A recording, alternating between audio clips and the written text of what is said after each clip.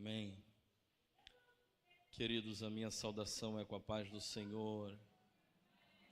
Amém.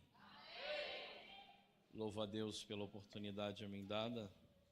Primeiro, Deus abençoe você que está aqui. Quero agradecer a Deus pela vida da Raquel, que foi a que primeiro indicou para estarmos aqui. A gente pregou na pré-conferência, não foi isso? E agora nós estamos aqui na pós-conferência, então esse retorno de aprovação é gratificante à minha alma, tá? Deus abençoe vocês, a Michele. Deus abençoe o irmão que cantou, esposo da preletora, a Fernanda, que bom te ouvir. O pregador também que chegou agora, rapaz, seu nome? Esqueci. Deus abençoe, meu Melquisedeque. Daqui a pouco eu vou sentar aí para poder te ouvir, amém? Quantos estão desejosos a mais uma porção da palavra? Amém. Texto conhecido, eu vou ler dois. Primeiro, abra comigo em 1 Reis, capítulo 17.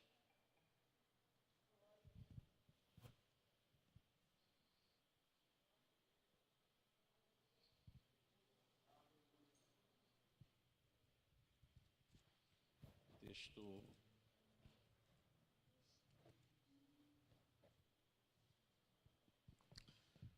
17, depois eu vou estar lendo o texto principal que trabalharemos, que é o 2 Reis, capítulo 4.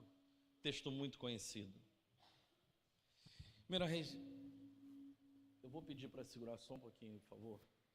1 Reis 17 diz assim: Elias, o tisbita, um dos moradores de Gileade, disse a Acabe: Bendito seja o Deus de Israel, cuja face eu estou. Não haverá chuva e não passará orvalho, senão segundo a minha palavra. E veio a palavra do Senhor a Elias, dizendo: Retira-te daqui e vai para o ribeiro de Querite. 2 Reis, capítulo 4. E uma mulher das mulheres dos filhos dos profetas clamou a Eliseu dizendo, preste atenção: Meu marido, teu servo, morreu, e bem sabes que teu servo temia o Senhor. Agora veio o credor tomar os meus 2 filhos para lhe fazerem de escravos. E Eliseu lhe disse: Declara-me tu o que tens em casa. Ela disse: A tua serva não tem nada, senão uma botija de... Agora vai, toma vasos emprestados, não poucos, muitos, e entra a porta e fecha sobre ti e seus filhos. E derrama azeite sobre os vasos, e os que estiverem cheios, põe por detrás. Repita comigo: põe por detrás. Ela retirou e fechou a porta aos filhos. E eles lhe traziam vasos e ela o enchia. Quando os vasos foram cheios, ela disse aos seus filhos: Trazem-me mais vaso. E eles disseram: Não há mais nenhum. Então o azeite parou. Se assente, por favor.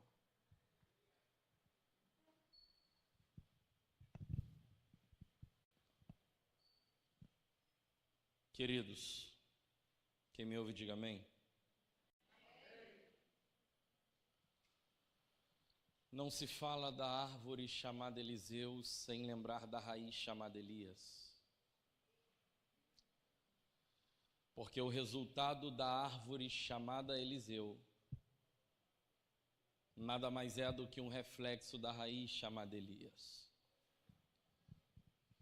Elias é um dos homens mais importantes do Antigo Testamento. Homem que, se nós pararmos para ver a sua importância, é de maneira grande. No Antigo Testamento existiram 3 homens que podemos dizer que foram os mais importantes. Primeiro, Abraão, pai da fé em quem está sustentada toda a promessa. Depois de Abraão, 2 homens no Antigo Testamento foram muito importantes. Um chamado Moisés e o outro chamado Elias. Moisés foi muito importante porque Moisés foi precursor da lei. Escreveu 613 leis que eram originadas de 10 mandamentos. Então Moisés deixa 10 mandamentos centrais através da mão do Senhor, que vão reger 613 leis, e isto vai guiar o povo de Israel até o dia de hoje. Só que o outro homem, além de Moisés, mais importante do Antigo Testamento é Elias. Porque Elias é o precursor dos profetas do Antigo Testamento. Primeiro, porque ele aparece em uma crise muito grande.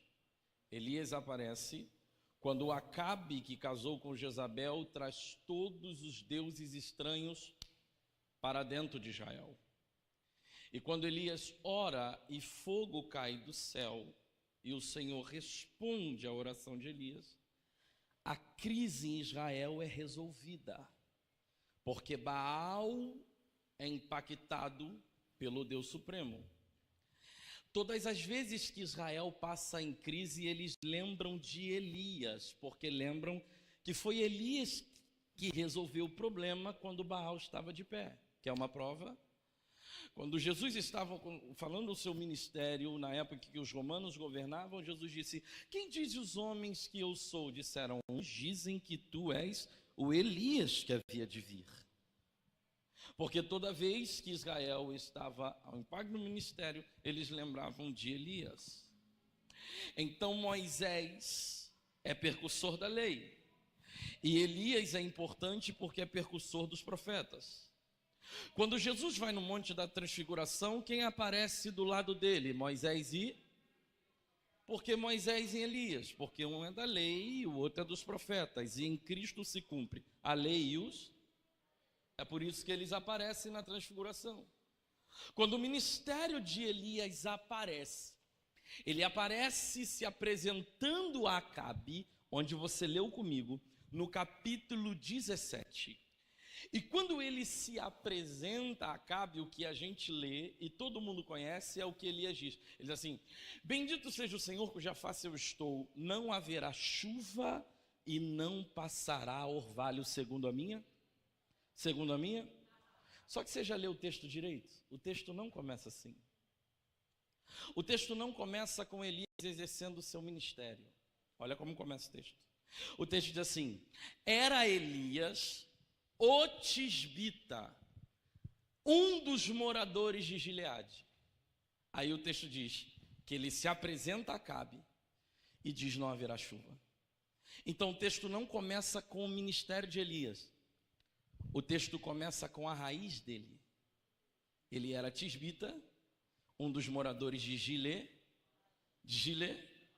Então, antes do ministério dele ser apresentado, a identidade dele veio primeiro.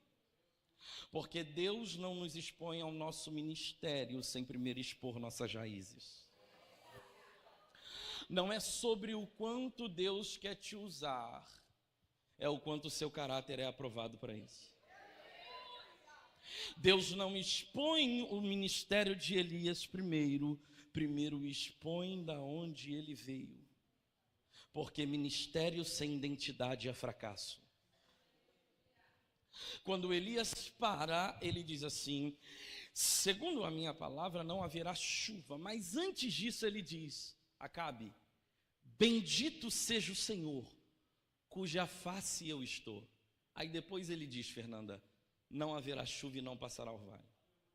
Ele não diz primeiro não haverá chuva, passará orvalho. Ele diz: bendito é o Senhor cuja face eu.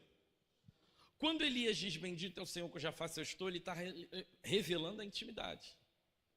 A face eu estou tete a tete, estou junto, cara a cara. Depois que ele revela a intimidade, ele exerce o ministério. Ele diz assim: não haverá chuva. Elias não inverte a ordem das coisas. Elias primeiro apresenta a intimidade para depois exercer ministério. O problema é que a nossa geração está invertendo. Está apresentando o ministério sem nunca ter tido intimidade. Elias respeita isto, porque primeiro a identidade dele, a intimidade se manifesta, e depois que a intimidade é manifesta, o ministério se constrói. O que Deus está dizendo é: eu estou mexendo na estrutura da tua intimidade para que o seu ministério seja aprovado. Não é sobre o quanto exercemos o ministério, é sobre o quanto perto dele estamos. Elias diz: segundo a minha palavra não haverá chuva e não passará orvalho. Quando Elias faz isso, Melquisedeque, meu amigo, que daqui a pouco eu vou escutar, ele se apresenta diante de Acabe e o céu fecha. Quando Elias faz isso, o ministério dele fica conhecido em todo Israel. Ele era de Gileade, de Tisbe, um lugar pequenininho. E quando ele se apresenta a Acabe e diz não haverá chuva, o ministério dele ficou conhecido em todo Israel. Só que o texto diz assim: e em seguida disse Deus a Elias: retira-te daí e vai para Querite. O ministério do cara começou a voar. E Deus falou para ele o quê? Retira-te daí.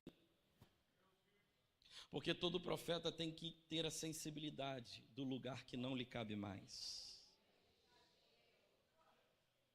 Não é sobre a unção que temos, é sobre o senso que carregamos. Entenda que a unção que você carrega não te permite estar em certos lugares. Então, um profeta tem que ter o senso dos lugares que não te cabe mais. Olha para quem está perto de você e diga assim: se retira, porque para a unção que você carrega, esse lugar não te cabe. Para a unção que você carrega, o lugar de fofoca não te cabe mais. Para a unção que você carrega, o lugar de mentira não te cabe mais. Para a unção que você carrega, o lugar de contenda não te cabe mais. Profeta não é quem só libera a profecia, é quem tem o senso de Deus. O interessante é que Deus retira ele daquele lugar. Eu estou correndo cada tempo. Deus retira ele daquele lugar. E diz o texto que Deus dá um endereço. Deus diz assim: Elias, Deus diz: Elias, retira-te daí e vai para Querite. Vai para onde? Para onde?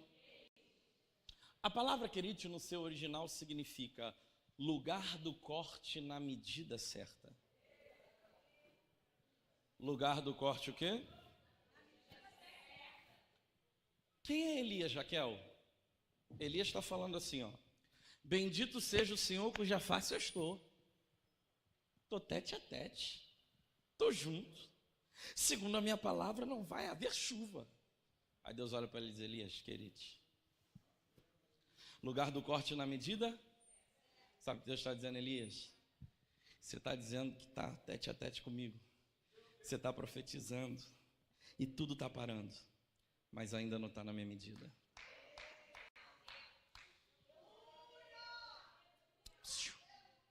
O fato de estarmos no ministério não nos isenta do quanto ainda precisamos ser tratados. Elias está no exercício do ministério e Deus está falando para ele: querido Elias, porque você precisa ainda entrar na minha medida. Está fazendo chuva parar, mas ainda não está na medida. Está falando que está tete a tete com Deus, mas ainda não está na medida. Desculpa, mas eu vou ter que falar. Está num circo de oração, mas Deus está dizendo, não está na medida. Deus está dizendo, está pregando, mas ainda não está na medida. Está cantando e virando tudo, mas Deus está dizendo, não está na medida, porque não é sobre o ministério. Mas a gente precisa entender que o ministério não nos isenta do quanto ainda precisamos ser tratados. O que Deus está dizendo é que essa conferência Efésios, independente do que você exerce, há um querite para te deixar na medida de Deus. Pega na mão de quem está perto de você e diga: você vai sair daqui, mas na medida. Não, diga para ele, para ela aí: você vai sair daqui na medida. Não é sobre a unção, é sobre o propósito.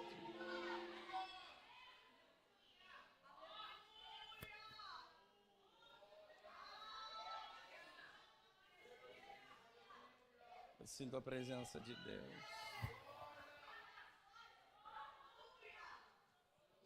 Elias, vá a Querite, que fica de frente ao Jordão e fica ali. porque eu já ordenei os corvos que te sustentem. Só que há um problema.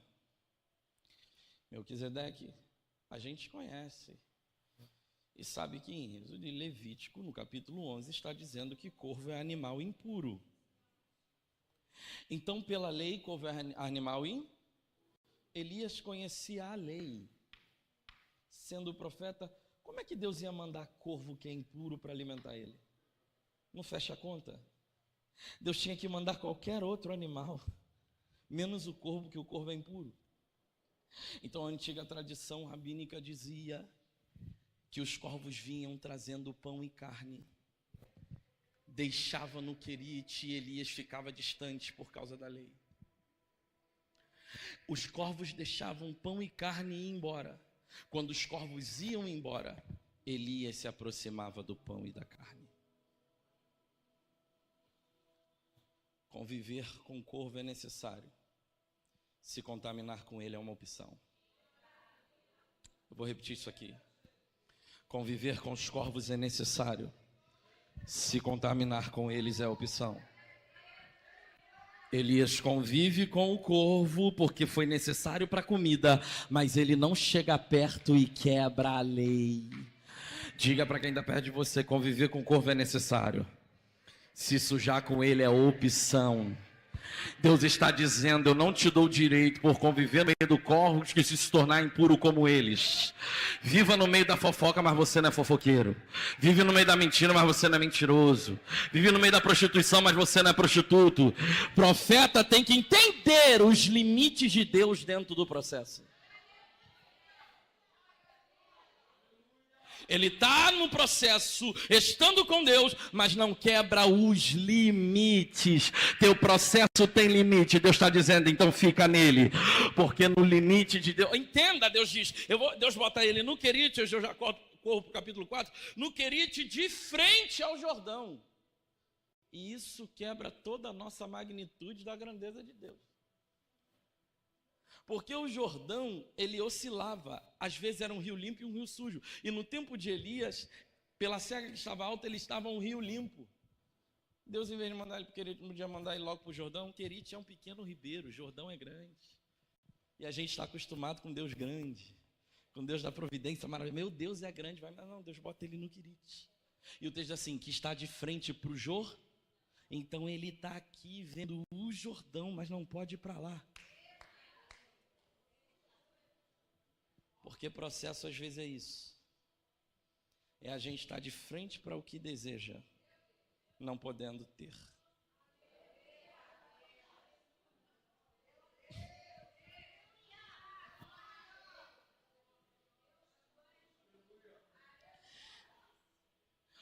Por quê? Porque Deus não está preocupado em realizar teu Jordão. Porque no processo, Deus não está preocupado em realizar teu desejo. Deus está preocupado em cumprir o necessário. E o necessário não é o desejo. O necessário é Querite, não o Jordão. Por quê? Porque se ele vai para o Jordão, ele fica exposto. Estava na seca, todo mundo procurando água. E se todo mundo chega lá e encontrar Elias, e Deus queria esconder Elias, Deus está dizendo, esse Querite que eu estou te limitando, está te poupando da exposição da morte. Talvez você está aqui dizendo, eu não quero estar mais no Querite, o melhor seria o Jordão. Mas Deus está dizendo, no Querite eu estou te poupando ao limite da morte. Entenda que Jordão, no tempo errado, em vez de ganho, é perca. Deus está dizendo, alguém aqui já entendeu? Estou liberando para quem entendeu. Deus está dizendo, eu estou te segurando no Querite, limitando você, porque estou te preservando de ser exposto. Vamos correr. Elias passa, vai para Sarepta. Quando Elias sai de Sarepta, depois ele vai e encontra os profetas de Baal, você conhece o texto, ele ora, fogo desce, depois ele vai e sai, Jezabel ameaça ele, e ele depois vai para uma caverna. Quando ele chega na caverna, diz assim, Senhor, mataram todos os profetas aí, só sobrou eu. Só sobrou eu. Aí diz assim, Elias faz o seguinte, levanta e vai ungir Eliseu, profeta, no teu lugar. Ele unge Eliseu, Raquel. Ele ensina Eliseu. Depois, num redemoinho, é levado ao céu. E Eliseu começa no ministério de Elias. Ele herda a capa, mas também junto com a capa ele vai herdar a escola de profetas. Porque junto com a herança vem as responsabilidades. Cuidado com a unção que você pede a Deus, viu? Porque não é sobre a unção que vem, é sobre a responsabilidade atrás disso. E ver o Efésios bonitinho é legal dizer, eu queria, ó. Cuidado. Ele está na escola dos profetas. Eu vou começar a pregar. Olhe para cá. Ele está na escola dos profetas. E o capítulo 4 a gente conhece, porque eu diz assim: e uma das mulheres dos filhos dos profetas, da escola que Eliseu dirigia, morreu. E ela veio clamando a Eliseu, dizendo: meu marido, teu servo, morreu. E agora vem o credor tomar os meus dois. Olhe para cá, quer conhecer uma pessoa, olha o que a boca dela fala. Porque a Bíblia diz que a boca fala, o coração tá? Eu vou te apresentar quem é essa mulher. Quando ela chega para Eliseu e diz assim: o meu marido morreu, morreu. Estava no presente ou no passado? Passado, que ele já havia morrido, mas ela está trazendo a um tempo presente. Então, quando ela diz assim para Eliseu: o meu marido morreu, ela é resultado de um passado mal resolvido que ainda nela é vivo. Aí ela olha e diz assim: agora vem o credor tomar os meus dois. Então ela não é só resultado de um passado mal resolvido, mas de um presente que está angustiando ela. Então quem é aquela mulher? Resultado de um passado mal resolvido e de um presente que a angustiava. É esse perfil que se aparece na frente do profeta. Ela diz: meu marido morreu e agora vem o credor. Resultado de um passado e de um presente. Mas o interessante é que nessa conversa não é o que ela fala, é como o profeta responde. Porque ela está dizendo assim: olha, meu marido morreu passado, agora vem o credor tomar os meus filhos. Aí ele para e diz assim: tá, mas me declara tu o que tens em. Ela está vindo falando do passado, marido. Ela está vindo falando do presente, credor. Ela está vindo falando dos dois filhos. Mas ele para e diz assim: mas me declara tu. Ou seja, tudo bem, mas e você? Porque no seu processo Deus não quer entender ouvir suas circunstâncias. No seu processo Ele quer entender seu posicionamento. Ela está dizendo assim: meu marido morreu, agora vem credor, agora vem meus filhos. Ele está, mas me declara tu. Ou seja, independente dessa bagunça aí, qual é a tua postura? O nosso problema é que a gente às vezes não tem resposta no processo, porque a gente quer mostrar as circunstâncias igual ela, o marido, os filhos. A gente: Senhor, olha esse filho, olha esse marido, olha esse casamento, olha esse credor, olha esse problema. E Deus: está, mas me declara tu o que tens. Porque no processo eu não respondo às suas circunstâncias, eu respondo ao seu posicionamento. Não é o quanto nós queremos respostas de Deus no nosso processo, é o quanto temos nos posicionado para isso. O que Deus está dizendo é que hoje Ele está posicionando você, e você precisa entender que você se posiciona e do resto está na mão de Deus e Ele cuida. Ele para, escuta, ele diz assim: mas me declara tu que tens em? Aí ela olha para ela e diz assim: a tua serva não tem nada. Percebeu? Ela não estava olhando para ela. Ela olhou para o credor, para o marido que morreu e para os dois filhos. Mas em momento nenhum olhou para ela. Porque o processo faz isso com a gente. O processo faz a gente esquecer de se posicionar. E agrava as circunstâncias para a gente não sair do lugar. E o interessante é que quando ela para assim: sua serva não tem nada senão uma botija de... Aí ele diz assim: agora vai, toma vasos emprestados. Percebeu? Não, vou traduzir isso e dar glória a Deus, tá? Enquanto ela estava falando das circunstâncias, ele só disse: declara-me tu. Quando ela para e olha para ela e diz: tua serva não tem nada, e se acha, aí ele diz assim: agora sim, agora vai, toma vaso emprestado e vamos resolver o seu problema. Entendeu? Não, enquanto ela estava olhando as circunstâncias, não se posicionando, o profeta não disse: agora vai de Deus. Mas o agora vai de Deus veio quando ela deixou as circunstâncias e se encontrou no processo. O que Deus está dizendo é que muitas das vezes as circunstâncias desse processo têm feito você se perder nele. Só que hoje o Senhor está te achando no processo para dizer: agora vai, vamos tomar vasos emprestados e fazer aquilo que apraz ao Senhor. Escute isso. Ele diz, vai, toma vasos emprestados. Poucos vasos? Poucos vasos? Muitos vasos. Não foi pouco, foram muitos. E ele diz assim, enche os vasos. Até aí tudo bem. Mas o estranho está nesse versículo, porque ele diz assim, vai enchendo os vasos. E quando os vasos estiverem cheios, põe por detrás. Por que ele olha para ele assim, vai enchendo os vasos? Aí tudo bem. Mas quando estiver cheio, põe por detrás. Ele não sabia que antes de transbordar, ela tinha que tirar e pegar? Por que ele está dizendo, põe por detrás? Porque quem era aquela mulher? Resultado de um passado que ainda doía. Meu marido morreu. Então ele está ensinando ela a dinâmica do novo dentro daquela casa. Ele está dizendo para ela, mulher, quando estiver cheio, põe por detrás. Porque o novo vai se manifestar na sua vida quando o velho. Você terá capacidade de abrir mão. Difícil não é Deus trazer um novo tempo na nossa vida. Difícil para Deus é ver na gente a disponibilidade de colocar para trás o que passou. Difícil para Deus não é dar um novo tempo naquele casamento. Difícil para Deus é fazer você esquecer a traição. Difícil para Deus não é trazer um novo tempo para os seus filhos, mas é trazer para você um novo tempo de esquecer as mágoas que aconteceram na caminhada.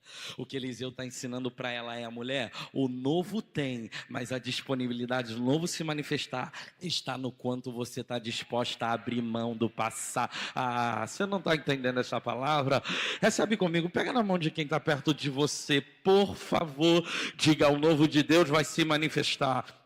Não, diga para ele, para ela, diga, vai se manifestar o novo de Deus, mas o novo de Deus se manifesta quando você esquece do que passou. Você não está entendendo? É Deus dizendo, hoje eu estou visitando a tua alma, e até coisa que te acompanha da infância, hoje eu estou excluindo para você viver o óleo e o tempo novo. Ah, eu recebo isso, eu não sei se você recebe. Há um novo de Deus para nossa casa, nossa família e nossa vida, mas precisamos estar dispostos a abrir mão do que um dia foi.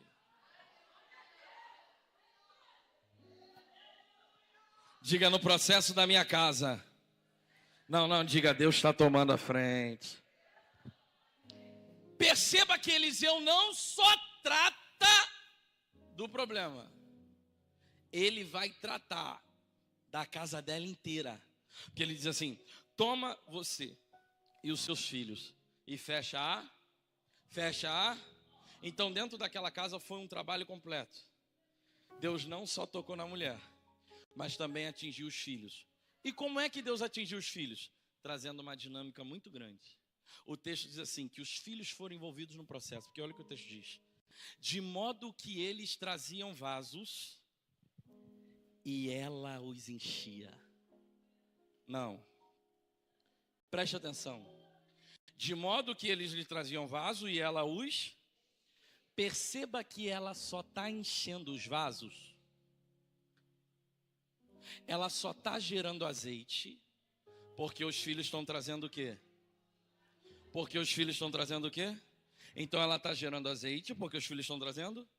Deixa eu te ensinar um segredo, nunca mais esqueça. Você sabia que no mundo espiritual e na obra de Deus, você só consegue produzir dependendo do suporte que sua casa te dá?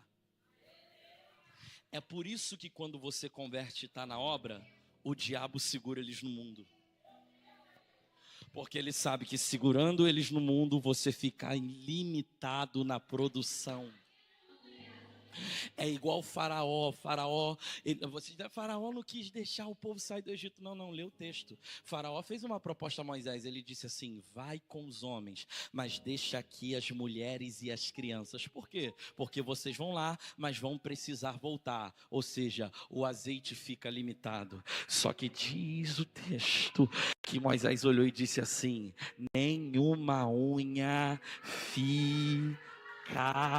Ah, você não está entendendo, você não está entendendo. Eu posso liberar.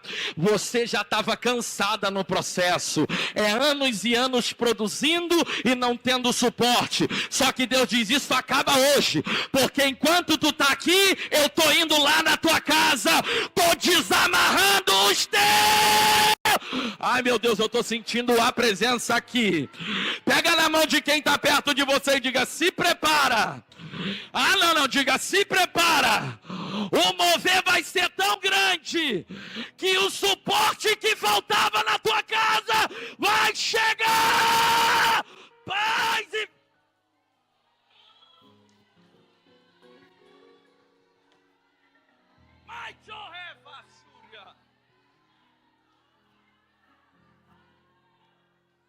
É por isso que essa irmã da mesa fica cansada, porque ela vai produzindo e os filhos presos. Só que o Deus de Eliseu está dizendo, isso acaba hoje. Ah, meu Deus. Perceba, o que Deus fez foi tão poderoso que ela não chamou os filhos para trazer vaso. Os filhos mesmo.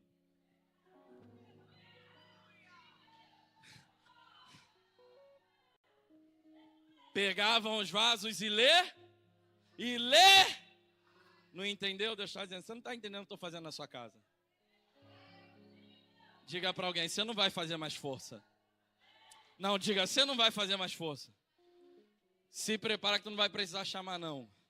Domingo mesmo ele vai botar a roupa e vai dizer, mãe, vamos, eu vou com... Ah, você não entendeu. Não vai chamar mais o marido não. É ele que vai. Por quê? Deus está colocando o vaso na mão da tua casa. Está tirando as correntes do diabo. Dá um sorriso para alguém e diga, se prepara para produzir óleo como você nunca produziu. E o grito é este, eu e a minha casa.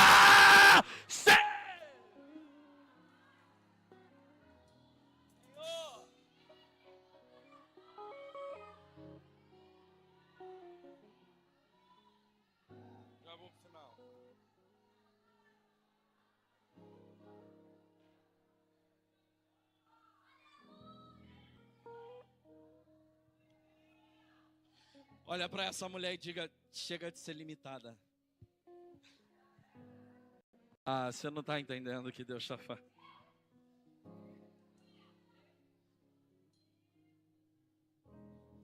Os filhos lhe traziam vasos, porque os filhos traziam vasos e ela depositava Então ela está gerando o azeite está se multiplicando porque os filhos estão trazendo.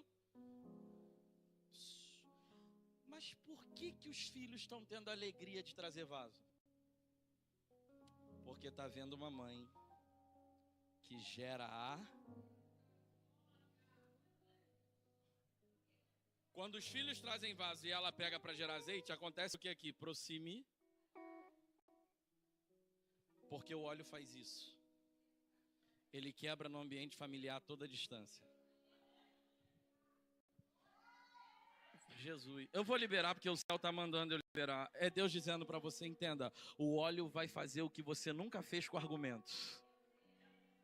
O óleo vai fazer o que você nunca fez com a sua força. O quê? Independente da divisão que está lá, o óleo vai aproximar. Ah, não, por quê? Porque um dos poderes do óleo não é só fazer a gente pular e rodar, não. Um dos poderes do óleo é fazer a gente se unir. Por quê? Ó, quão bom e quão suave é que os irmãos vivam em unir. E o resultado é como óleo precioso que desce. Então entenda, se tem contenda não tem óleo. Mas Deus está dizendo, a contenda lá acaba hoje. Porque o óleo vai entrar. Oh meu Deus, a irmã lá atrás recebeu. Eu prego para ela. Entenda, o óleo vai resolver as questões familiares que nunca tivemos força.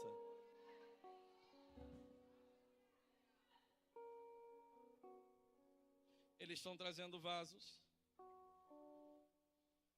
Porque está vendo uma mãe que está gerando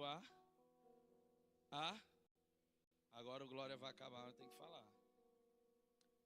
Você sabia que a proximidade da dinâmica familiar na sua casa depende do que você gera? ela está gerando azeite e os filhos estão chegando próximo com vasos. Porque a dinâmica de como a minha casa funciona depende daquilo do que eu tenho gerado.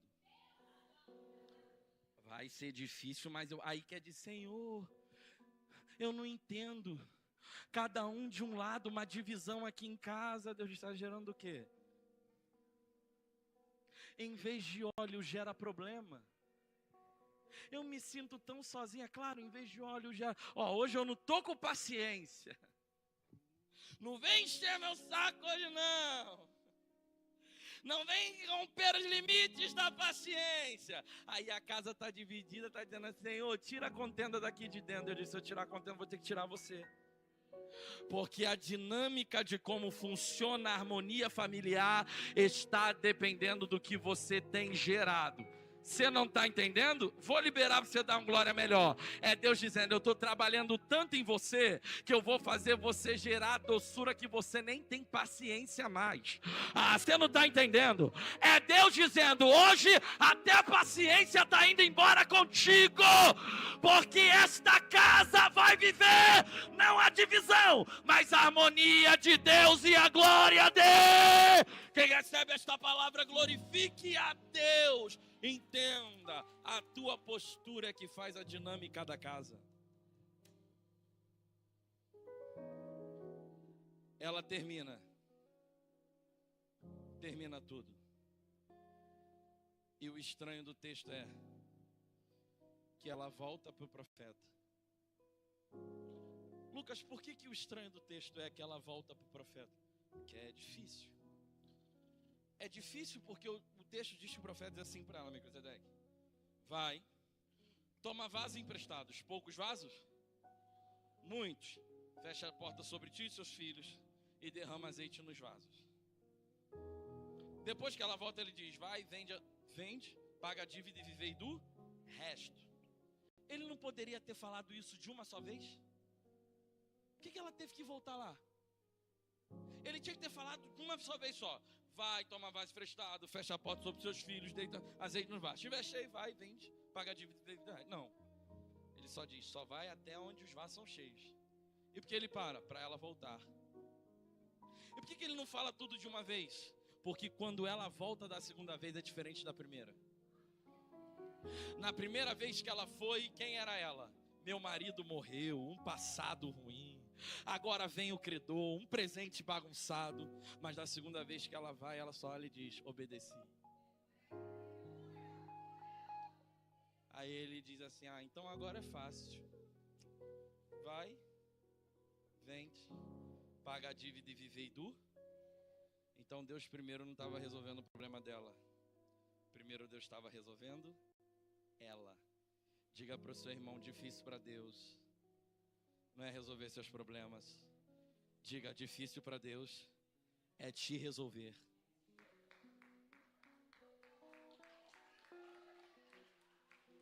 Fica de pé, por favor.